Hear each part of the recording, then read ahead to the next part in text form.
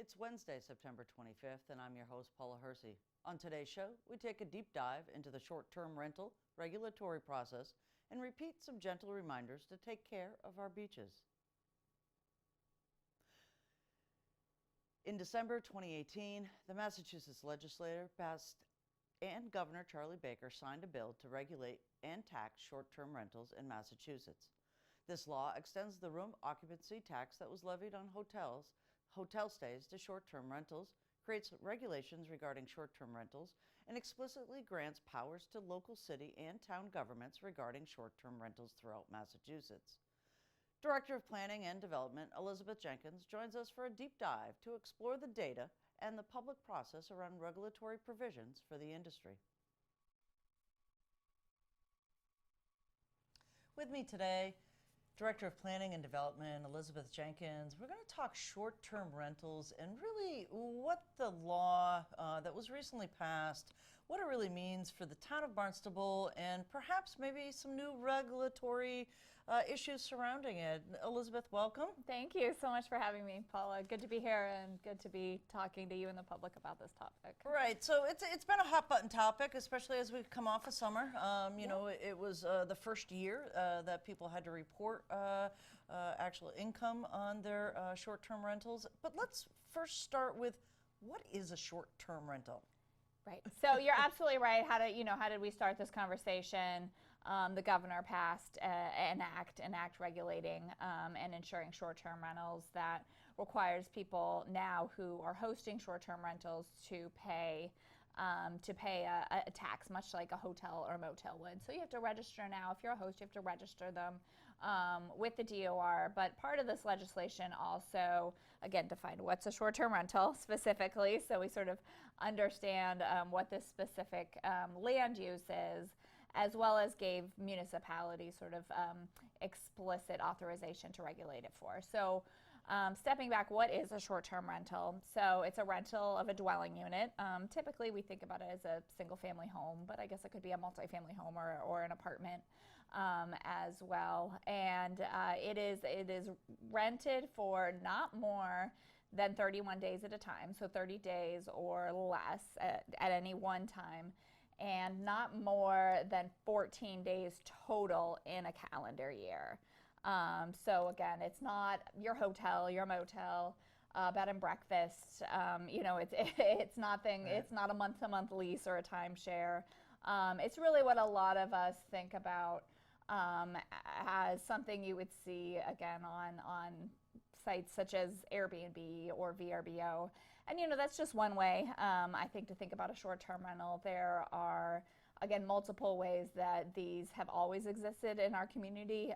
You know, we're a coastal seasonal community, so weekly rentals through a broker or a leasing agent. Again, that's that would qualify under the law as a short-term rental as well. And something that, again, I think feels much more familiar in our community. It's the rise of these platforms, the Airbnb, the VRBO, that have led to just an exponential growth in the number of short-term rentals and their availability that are out there, and really sort of has begun to change the nature of the use a little bit. But in terms of time frames, it's that 30 days or less to any one person, and as a whole, 2 weeks out of the year, rented for more than 2 weeks out of the year. Right.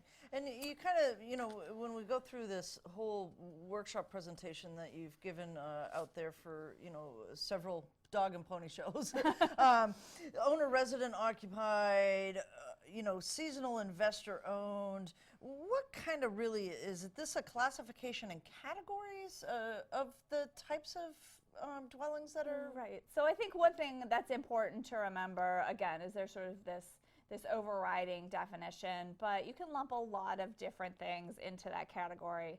You know, when Airbnb started, the idea was that, oh, you had an extra room in your house and you'd rent it out for a few days, and you know, maybe you'd share a cup of soup or you know, a cup of coffee with people. So, you know, a person was present in their home. You know, it wasn't sort of the overriding use of that property. But that's just, you know, one piece on one side of the spectrum. You know, the other side of the spectrum you see is, again, somebody who buys a property for the purposes of renting it out all year as a short-term rental. They're not necessarily, they don't live in the home.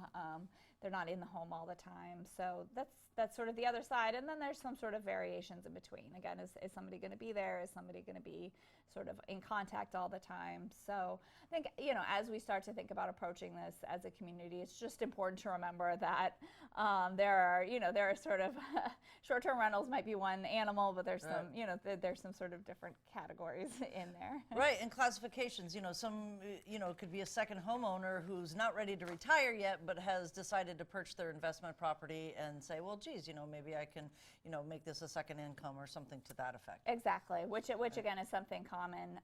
We see pretty common, but again, as it becomes easier and easier to do short-term rentals, we see other variations as well. So again, I just think it's important to think about, again, all of those in context as we think about regulations. So one of the things we really wanted to do when we started this process was to understand what do short-term rentals look like here in Barnstable, because again, we know we're a seasonal community. We've started to hear from some residents about sort of different activity, a level of activity in short-term rentals. So we partnered up with a consultant team to start to analyze at least the online short-term rental data. Again, those ones that you see through the different web platforms, the big ones being Airbnb, VRBO, Expedia, to sort of, they have an ability to sort of sort through that data. And what we see is that we know that a lot of our traditional rentals are included in there as well. So one of the things that we saw is that, in Barnstable, we think we have about 950 to 1,000 active short-term rentals overall. And, that number is good to keep in context. We have 24,000 overall dwelling units in the town of Barnstable. So, about 1,000 of these 24,000 are short-term rentals. So again, good in terms of context. You get a town like Provincetown, and they see, again, as an overall percentage of their overall of their dwelling units, they see that number much, much higher, where ours is again maybe 3% of our overall housing stock. So we understand about how many there are out there. And again, these are snapshots. These are snapshots in time. The other thing we know is that short-term rentals come on and off the market at a really rapid pace. When we started monitoring data, when we first started to when we last started, the difference was about 400 that had either new come on or old come off. So very variable market out there. What we do know is sort of we've tried to figure out where they are in town. So not surprisingly, precincts 1, 4, 5, and 13, which are Barnstable Village, Osterville, Centerville, Craigville, the Centerville, Craigville, and Hyannis, West Hyannisport. That's ocean where, access, really. Exactly, places that again are more seasonal, that have sort of more appeal to tourists, and are close to the ocean. So we not to say that's where they all are, but I think about 70% of our short-term rentals are in these precincts. Sort of where you would expect them. That data, as you went out and had somebody help you kind of gather this, the analysis of this now, where does that kind of fit into what you're looking at to kind of have people understand this industry? It's an industry. Just like a B&B is an industry, is different from a hotel industry. This short-term rental industry is different from the two of those. Exactly. So what we're really trying to do is understand what it looks like on the ground here in Barnstable. And so if we make a policy decision to regulate it, what's important to people about it, and what are we regulating for? So another really important statistic that's out there, I think, is that about 90% of our properties here in town are managed by just one host. So a single homeowner has one short-term rental. You're not seeing, again, what you see in Boston, which are outside investors who are coming in and buying up huge tracts of their new multifamily development, which they're trying so hard to get. And again, somebody coming in, buying a big handful of properties and taking them off the market. That's not really what we see here on the Cape. We're not seeing that sort of off-Cape speculative investment. We're seeing, again, mostly people who more than likely own the home are renting out their rentals. So again, in terms of establishing or thinking about policy or what we want to regulate for here, I think understanding that is important. Again, not exclusively, but for the most part, one rental unit, one host. The other thing is that what we see is the vast majority of our rentals are people who are renting out their entire house. They're not doing that traditional Airbnb. I'm just going to rent out a room. Again, we're going to do this sort of shared and incidental situation. They're really renting out their whole house at a time. So I think, again, as we think about approaches to this, those are really positive. Again, there's some positives in there because, again, I think what a lot of communities are responding to in terms of regulation are speculative speculative investors coming in and buying big properties. Really, the short-term rental market interfering with the year-round housing market, and I think we see that a little less here. Again, when you start to look at the precincts, I think most of the short-term rentals are in homes that are, probably between $600,000 to $1 million, which is really out of the reach of most, most people who are looking for starter homes or workforce housing units. So that's sort of good in the way the data plays out. And again, the other thing is that 1,000 seems like a lot, but probably a lot of overlap again with sort of those traditional weekly rentals we see here.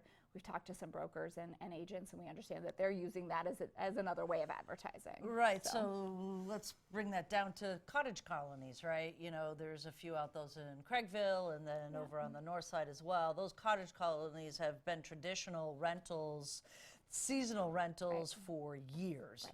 So they're just using the platform now to try to get more, what they used to say, heads in beds. Right, exactly. So again, I think as we start to understand exactly what short-term rentals look like in Barnstable, it helps us understand, again, as a community, how we might want to approach that regulation. And so I think what we know is as we talk to residents that, again, if you're here as a visitor, if you're renting out a whole house, maybe you don't have the same sort of awareness of neighbors and neighborhoods and rules and regulations in Barnstable that most people have. So it's probably good to make sure that there's very sort of open and clear communication, both with people who are renting the dwelling, the hosts that are renting the dwelling, as well as the people who are staying in the dwelling, visitors in our community. So we have a lot of regulations for everybody who lives here all year round. We have building code regulations and health regulations and Title V. Noise and trash. Noise and exactly all those things where you want to be really, you want to both take care of your property in a safe way and be a really good neighbor. But I think what we're finding is, again, we have to make sure, instead of all of these regulations sort of smattered all over the place, that we have some really good tools in place to be able to, again, sort of put those all together for a host or for a visitor and communicate out to them. So we feel like that's probably a good common ground to start with in terms of regulation. But that's not to say that our community might not want to look at sort of, again, other options depending on our objectives. Is do we want to take a closer look at housing supply? Do we want to take a closer look at the impacts of speculative investment? Our short-term rentals, do we see short-term rentals being used more intensely, more occupants than others? There are obviously different impacts of short-term rentals in different places. So I think that's a consideration to talk through as well. As well as, again, recognition that we're a seasonal community, that these make a positive economic impact by allowing more visitors and guests. If you have more visitors here, then they spend more at local businesses. So how do we take that into consideration as well? So these are, again, all things that we're sort of, I think, talking to our policymakers about, and we'd also like to talk to the community about here in the future. Right. So I want to just step back a little bit and kind of go back to the good neighbor thing, right? So, you know, if you're living in a residential neighborhood and you notice a neighbor now renting out their house for whatever reason in this style, in this short-term rental, what is the dialogue that the person who's renting should have with their neighbors? Like, you know, I'm a beekeeper, so I went and I sent a little note to all of my neighbors that abut me and said, you know, I have honey for you, maybe, Right. but they'll certainly pollinate your gardens. Right. They're harmless. So, you know, upfront communication usually works well than behind the 8 ball, correct? That's what we think as well. You know, again, if you own a property in a neighborhood, it's good to reach out to your neighbors, let them know. You know, let them know what you're doing. Again, let them know if something is not going wrong. Of course, obviously, if you feel unsafe, call the police. But you know, here's another. Again, here are sort of other town outlets that you can call. We think something that's sort of critical to some sort of local regulation would have a host be available, sort of on a 24/7 basis. Sure. So they have somebody to a neighbor who has concern would have somebody to call and be responsive with. At all times, and there are actually tools and companies out here that help you monitor all of those listings. Sure. Again, that provide those contact information for people. Have a 24-hour hotline, for example. So there are some sort of tools and technologies that we could partner with to make this viable for both us to administer as a town and I think our residents to live with as neighbors. But you know, I think that gets part of this sort of back to part of this foundational regulation was that, again, we hope most people will do that, but you know, being able to, again, mandate or the images you saw up on the screen, again, give people some sort of tools for those communications. That was a great example. I think it came out of Colorado Springs, again, sort of handouts that they gave people to you know, require them to post in dwelling units. So I guess, you know, to wrap this up, you know, this is a fluid process. Yep. Obviously, most regulatory processes are until they get set in stone. How do residents and or homeowners who might be contemplating or already have one of these types of short-term rentals, how do they get involved in the process? What do you want them to do? Sure. So our next step is we've been working with the town council and a subcommittee of that council that's specifically focused on zoning and regulation. You know, with their cooperation, we're going to reach out to the civic associations around town, again, and look for feedback from them. We've put together a survey to just sort of help start this conversation and get people thinking about the different issues around short-term rentals. So we hope to roll that out here very shortly and make that available to folks. We also have an updated town webpage, information about short-term rentals. Again, all the, you know, the sort of logistics and statistics that we've talked about here today will be available up there. Information, again, about if you're a host, the DOR regulations, if you're a neighbor and you have concerns, you know, who are the best people to sort of reach out to under our current regulations. And then, you know, you can put your name and email in there as well if you want to sort of stay up to date on future meetings and this conversation. Fantastic. Well, it's a conversation we'll continue to have. Thanks so much for updating us. Great, of course. Thanks for having me. Shoulder season visitors and locals know that fall is just second summer here on Cape Cod. Help keep our beaches clean and litter free. Pack in and carry out your trash. Don't be a litter bug.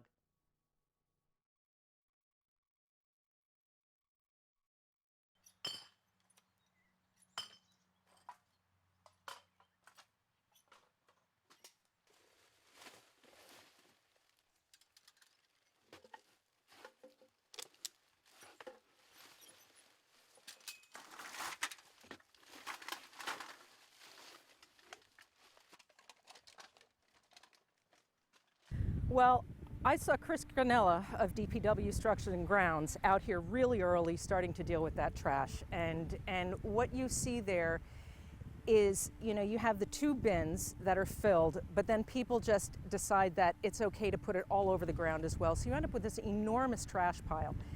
And Chris was just doing his job picking up all that garbage, but it was an unbelievable amount of garbage. And it's not just, you know, your McDonald's bag or a couple beer cans. It is also household trash.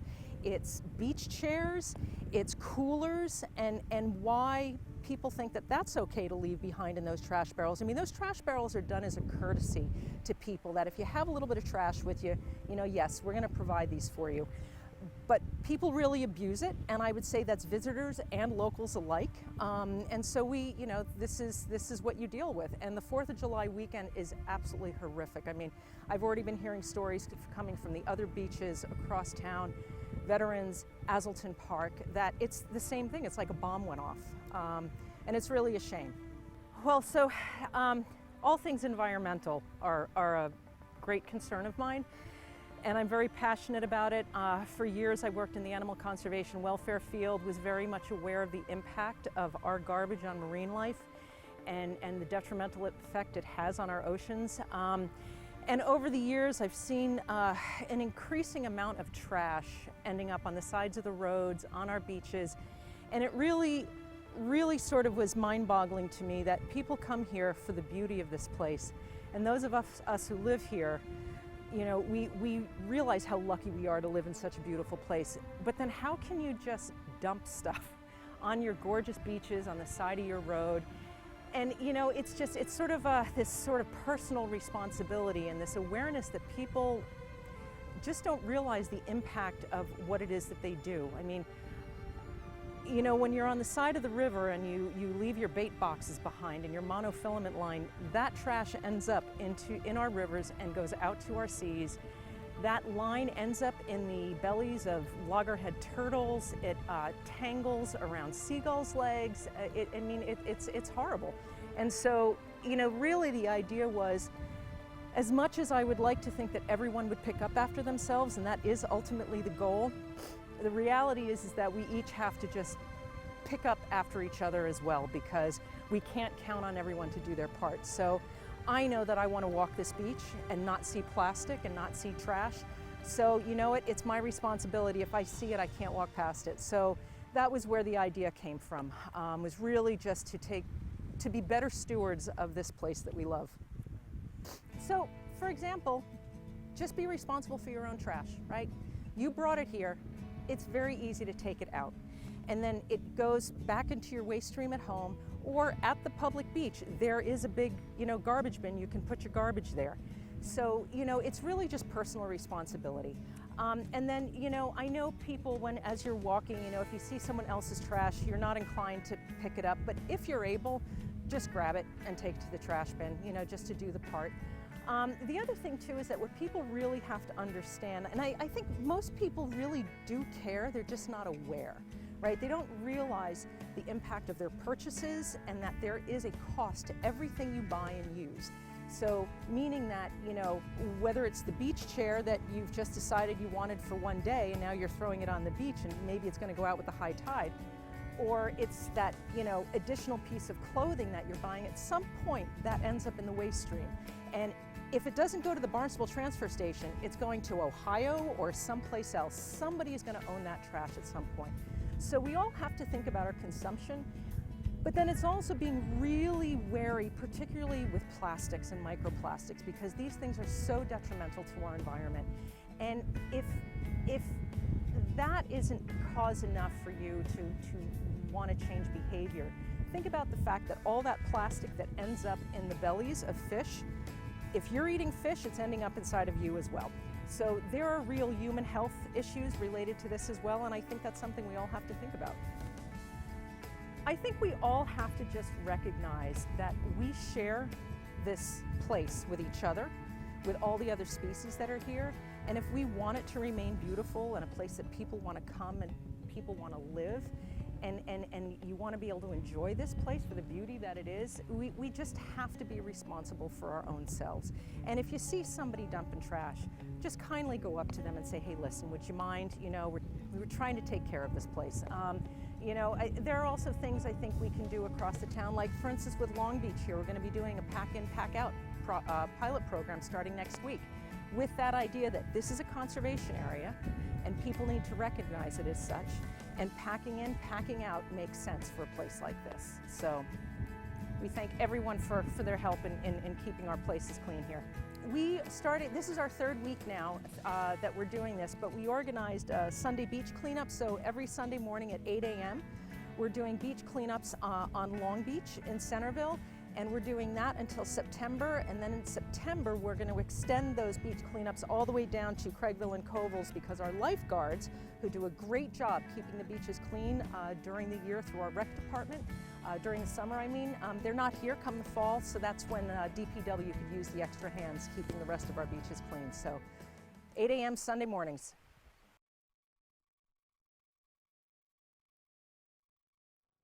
Up next, things to do, places to go, and people to meet.